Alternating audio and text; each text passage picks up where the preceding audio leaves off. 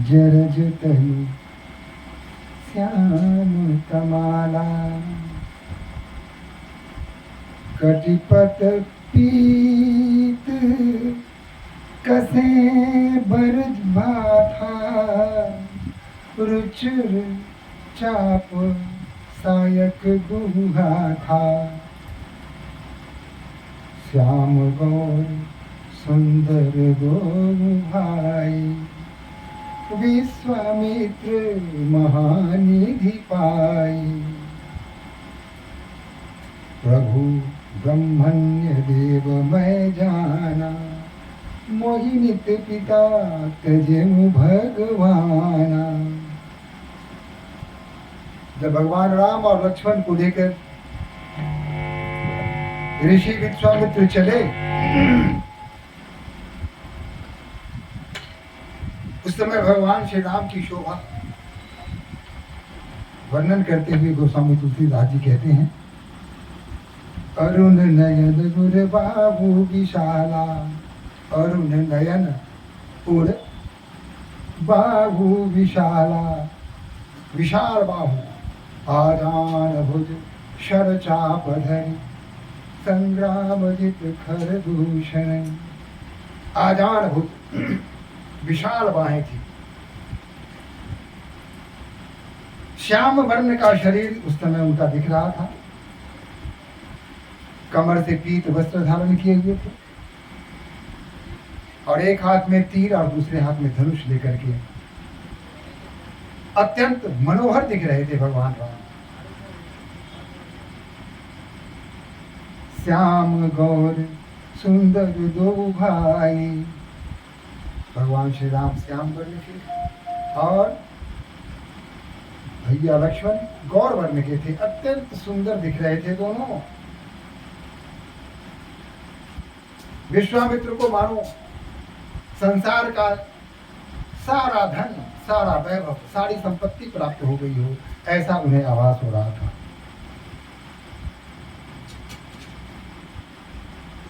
उन्होंने सोचा मन ही में कि प्रभु की कितनी बड़ी कृपा मुझ पर है कि अपने पिता को छोड़कर मेरे साथ आने के लिए सहमत हो गए। पिता की आज्ञा सुनी और उस आज्ञा का पालन करने के लिए आगे बढ़ चले। कोई प्रश्न नहीं, कोई संदेह नहीं, कोई हिचकिचाहट नहीं। आज्ञा सुनी और पालन करने के लिए उद्धत हो गए। इसे कहते हैं पुत्र। और वह पुत्र ही कौन? मर्यादा पुरुषोत्तम राम, जो आज तक ऐसा चरित्र न हुआ, न इससे पहले था और न आगे होने की संभावना है। ऐसा चरित्र भगवान श्री राम का।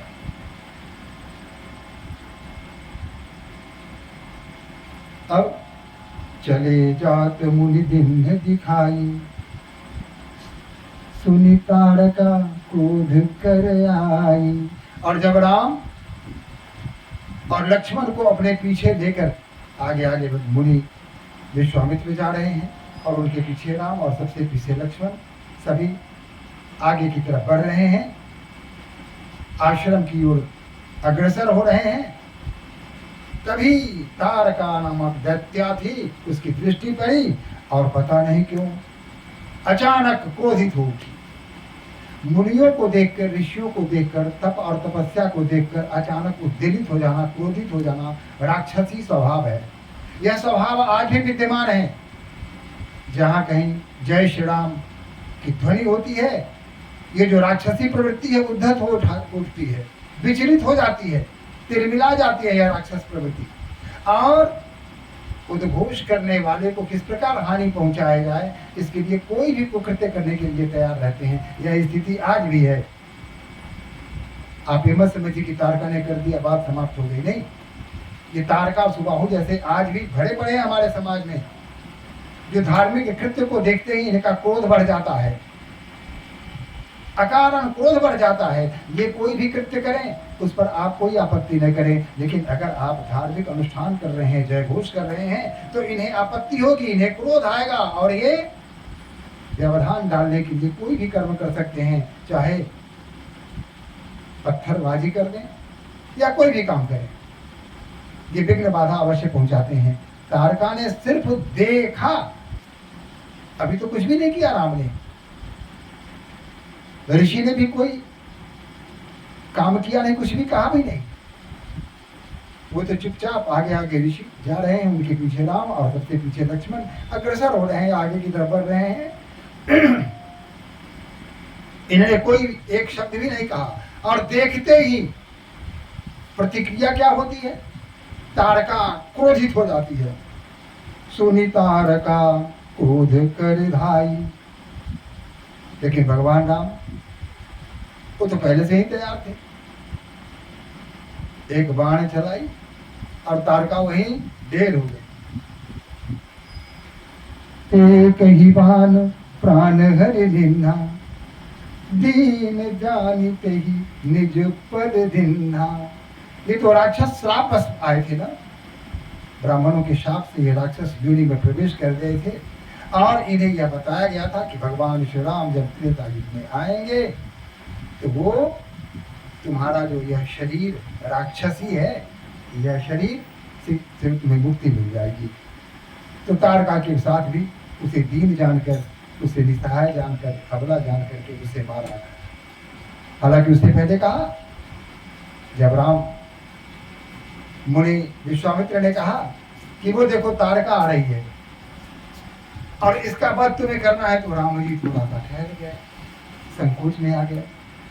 तारका तो नारी है, नारी पर अस्त्र कैसे चलाए? मानो कह रहे हो मुनिवर तो नारी है। पुरुष जो समर्थ होते हैं वह नारी पर हाथ नहीं उठाते, और आप यहाँ उसका वध करने के लिए कह रहे हैं।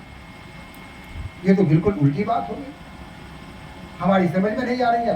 कृपा करके आप विस्तार पूर्वक मुझे बताएं। कहा कि वो नारी नहीं है, वो अबला नहीं है, वो महिला नहीं है, वो आफत की पुड़िया है। यह सच है, नारी में माया, ममता, मोह, नारी में वात्सल्य, नारी में करुणा का भाव होता है। प्राणी मात्र को देखते हुए ही नारी द्रवित हो जाती है। एक नारी माँ होती है और पूरे विश्व को वह मातृत्व की दृष्टि से देखती है, सबको अपना संतान समझ करके उसके प्रति अपना स्नेह भाव रखती है, अपनी ममता लुटाती है। लेकिन इसे नारी कहोगे? ये तो देखते ही खाने के लिए दौड़ती है और खा जाती है, उद्यम मचाती है। अतः हे राम, ये नारी नहीं है, ये नारी के नाम पर आफत है। इस आफत को समाप्त करो। तब राम जी ने सर झुकाया, पतंचा चढ़ाई बाण से धनुष पर, और एक ही तीर मारा और वही तारका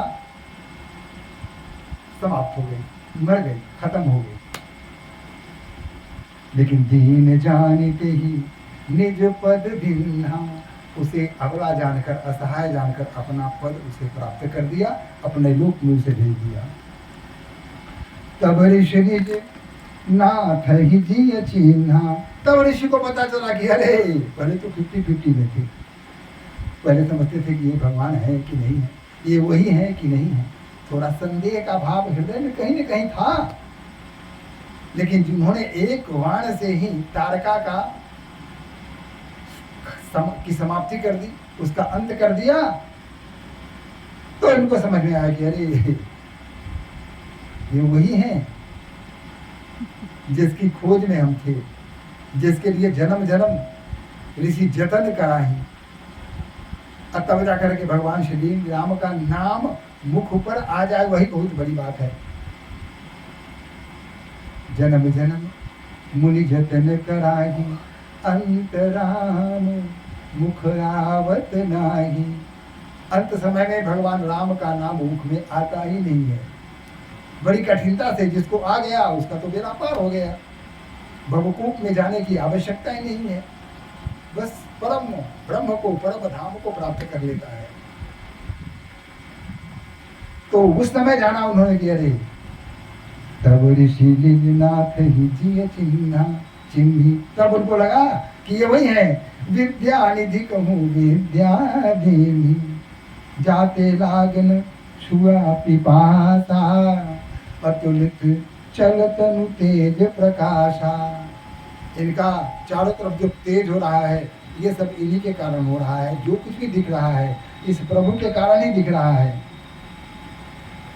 प्रातः कहा मुनि सन रघुनाई, जब सुबह हुआ रात में तो गए आराम से, जो कुछ भी हुआ फल मूल कंद मूल जो भी मिला ऋषि लाए और तीनों ने बैठ के फल पान किया और उसके पश्चात रात्रि में सो गए।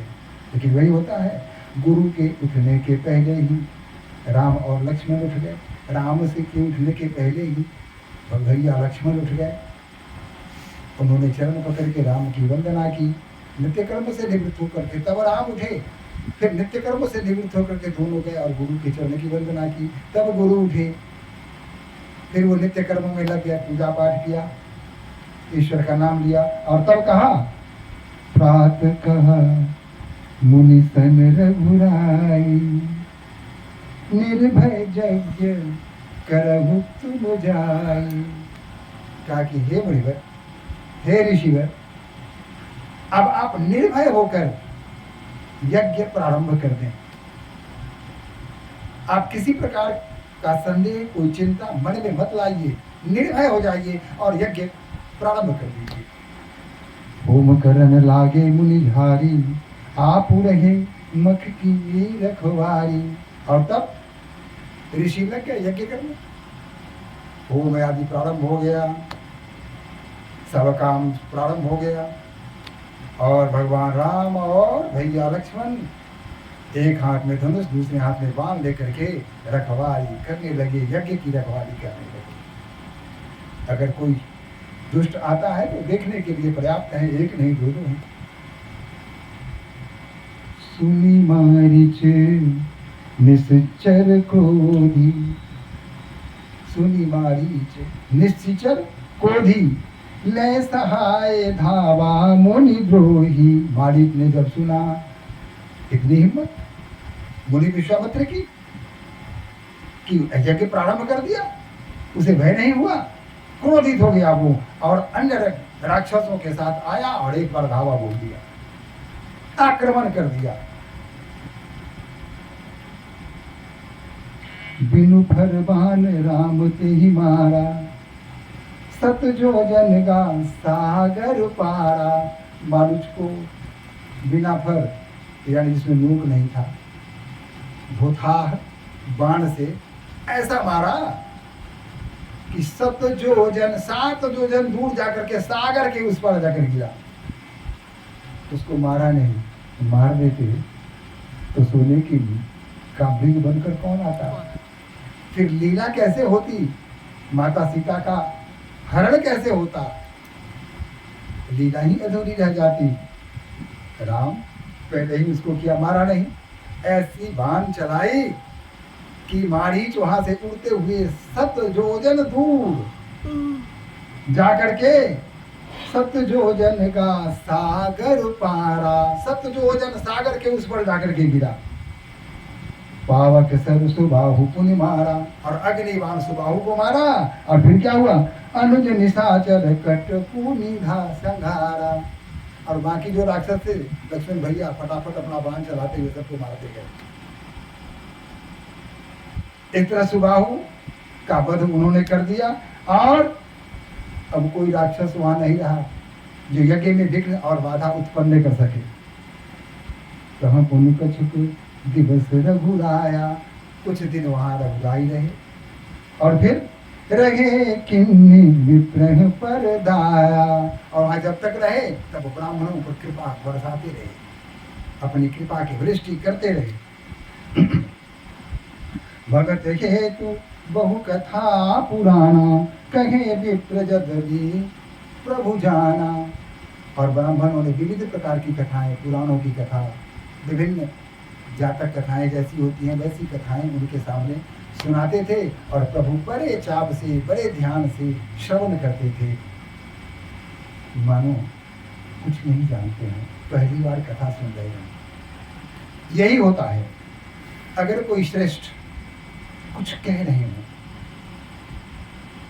तो आपने कई बार उस बात को सुनी है, लेकिन जब आपके पूज्य कुछ कह रहे हो तो आप ऐसा अभिनय करें, उनके साथ ऐसा व्यवहार करें कि लगे कि आप तो पहली बार ही वह सुन रहे हैं। इससे क्या होगा, उनको लगेगा कि मैं सुना रहा हूँ। उनके भीतर, उनके हृदय में जो सुनाने का एक भाव होता है, उस भाव की पूर्णता पूर्ण होती है। उनको संतोष होता है कि मेरी बात इस व्यक्ति ने बड़े ध्यान से सुनी। अतः इस बात का ध्यान रखना चाहिए। मुझे मालूम है कि एक छोटी सी मैं व्यक्तिगत कहानी कह दूं कि मेरी माता जी कुछ न कुछ सुनाना चाहती थी। जब चौथापन होता है तो व्यक्ति आप बीती लोगों के सामने रखना चाहता है, लेकिन सुनने वालों का सदा अभाव होता है, कोई सुनना उन्हें नहीं चाहता, तो खिन्न हो जाती है।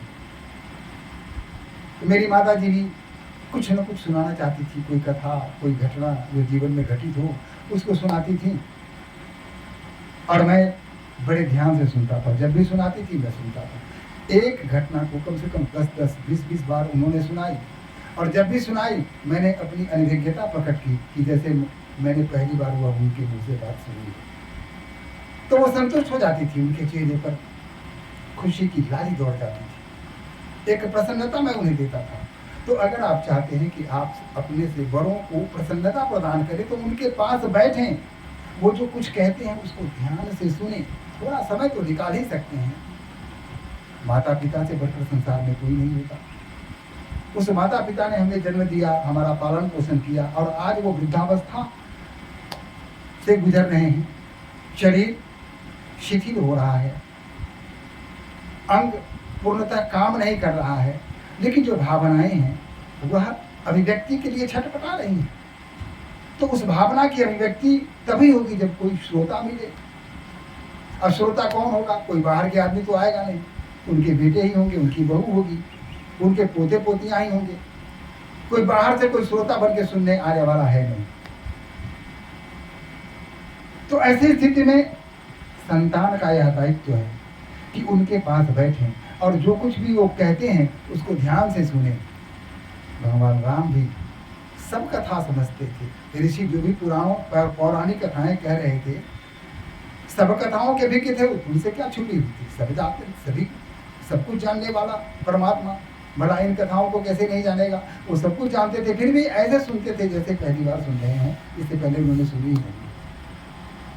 ऋषियों को संतुष्ट किया। उनके हृदय में जो एक होता है भाव कुछ करने की, वह भाव की पूर्ति हो जाती है, वो संतुष्ट हो जाते हैं। यही नहीं, जहाँ तक हुआ हर प्रकार से ब्राह्मण को संतुष्ट किया। तब मुनि सादर कहा सुझाई, चरित एक प्रभु देखिए आई। और तब मुनि ने कहा कि हे राम, अब यहाँ का कार्य तो संपन्न हो गया, लेकिन एक चरित है जिसको देखना जरूरी है। मिथिला में राजा विदेह धनुष यज्ञ का कार्यक्रम रखा है उन्होंने। अब ये धनुष यज्ञ में उन्होंने हमें आमंत्रित किया है। मैं चाहता हूं कि आप दोनों भाई भी चलें और धनुष यज्ञ देखकर उसका भी आनंद लें। धनुष यज्ञ सुनते ही राम मुस्काए और शहर से तैयार हो गए, कहा कि हाँ गुरुदेव जैसी आज्ञा, चलिए। और तब फिर वहां से उन्होंने यात्रा प्रारंभ की और चल पड़े जनकपुर की ओर, मिथिला की ओर चल पड़े। आश्रम एक दीख मगमाही, खग मृग जीव जंतु तहनाई। जब आगे बढ़े जा रहे थे तभी एक आश्रम उन्हें दिखाई दिया। वहां न तो कोई पक्षी न कोई मृगा, यानी यहाँ मृगा का तात्पर्य मृग से अर्थ सिर्फ मृग ही नहीं, हिरण ही नहीं होता है। मृग का अर्थ जो वन्य जीव होते हैं वो सब उसके अर्थ में आ जाते हैं। और कोई जीव जंतु वहाँ अन्य प्रकार के वहाँ थे ही नहीं, न कोई मृग, न पंछी और न कीट पतंग, कुछ भी नहीं। बिल्कुल सुनसान सा वह आश्रम था, मानो कोई अभिशापित वह आश्रम था। पूछा मुनि शिला प्रभु देखी, जब एक पत्थर को उन्होंने देखा तो उन्होंने ऋषि से पूछा कि गुरुदेव वो शिला कैसी है? सकल कथा मुनि कहा अभिषेकी, तो उनको सारी कथा उन्होंने बताई कि यह हिल्ला एक ऋषि नारी थी जिसके साथ चंद्र और इंद्र ने छल किया था।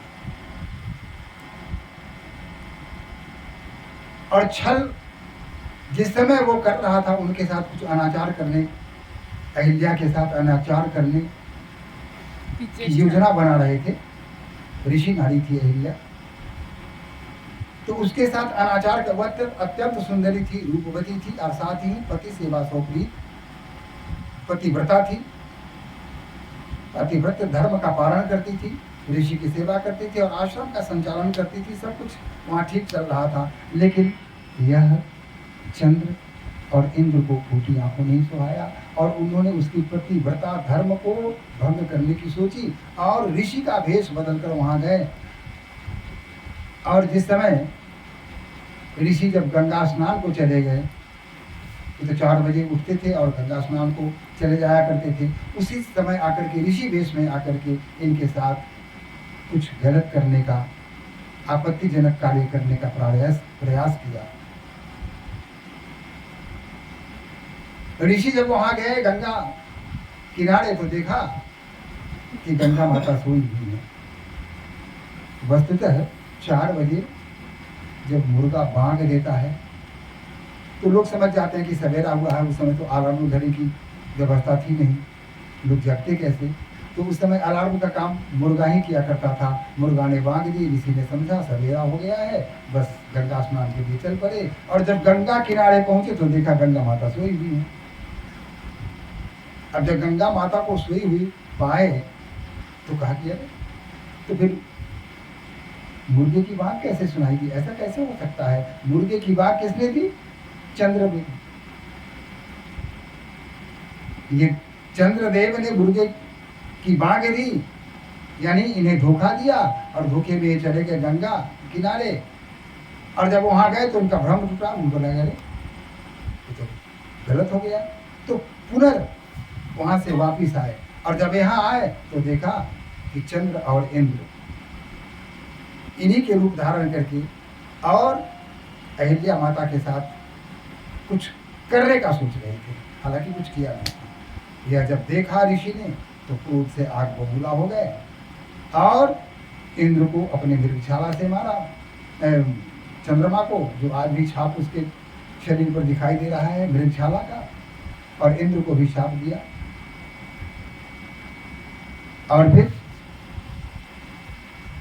क्रोध के आवेग में बिना यह देखे हुए ये कहते हैं कि जब आप किसी के साथ कोई व्यवहार करते हैं तो सत्य को जानिए। बिना सत्य को जाने अगर आप कुछ करते हैं तो अनीति होती है। अहिल्या माता के साथ भी ऋषि ने अनीति किया और उन्होंने कहा कि तुम पत्थर बन जा। अहिल्या माता ने कहा कि मेरा दोष क्या है? मैंने कौन सा अपराध किया है? मेरे साथ तो उन लोगों ने ठगी की है, छल किया है। तब ऋषि को होश आया, कहा कि तो अब तो वृथा न जाई, अब तो जो मैंने श्राप दे दिया वो व्यर्थ होने वाला नहीं है, वो तो करके ही रहेगा। लेकिन सुनो, है एक उपाय। तुम तब तक पत्थर बनी रहेगी जब तक त्रेता युग नहीं आ जाता, राम अवतार नहीं लेते। राम जब आएंगे और तुम्हें चरण से स्पर्श करेंगे तो तुम पुनर्नारी बन जाएगी, अपने रूप में आ जाएगी। तो हे राम, यह जो पाषाण है, पत्थर है, वह आपकी प्रतीक्षा में है। आप इसे अपने चरण से स्पर्श कर दें ताकि यह मुक्ति पाए। पर सद पर पावक शोक न सावन, प्रकट भगी तप पुंज सही। देखत रघुनायक जन सुखदायक, सन्मुख होई न जोरी रही। पैर को स्पर्श होते ही वह जो पत्थर थी वह नारी के रूप में बदल गई, और उसने हाथ जोड़ करके जब देखा सामने कि रघुनायक खड़े हैं, सारे संसार को सुख देने वाले खड़े हैं, तो उनके हाथ जोड़ करके उनके सामने खड़ी रही।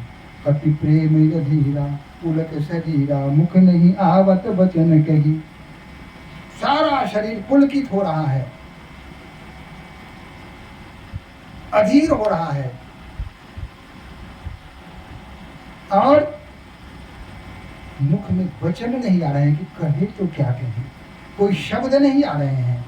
अतिशय बरभागी चरण ही लागी, जुगल नयन जलधार वही। हृदय में अपार प्रेम उत्पन्न रहा है और आंखों से अश्रुओं की धारा बह रही है। माता अहिल्या ने वहां प्रार्थना की, ये तीनों लोग 14 भुवन के पति, आपका दर्शन हुआ, यही मेरे लिए बहुत है। अब बस यही मुझे वरदान दीजिए कि आपके चरणों में मेरा मन, आपके चरण कमल रूपी चरणों में मेरा मन भ्रमर बन के हमेशा मंडराता रहे। अतः आप मुझे अपने चरणों की दासी बना दीजिए, ऐसा कहा।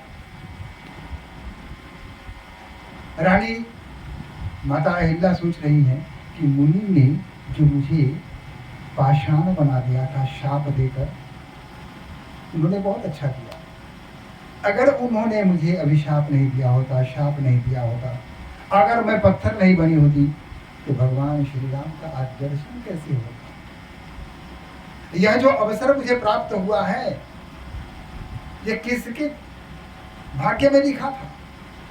जो कम लोग हैं, बहुत से कम ऐसे भाग्यशाली लोग हैं जिन्हें भगवान श्री राम स्वयं आकर दर्शन देते हैं, और आज हमारे सामने भगवान श्री राम हैं। अतः ऋषि को भी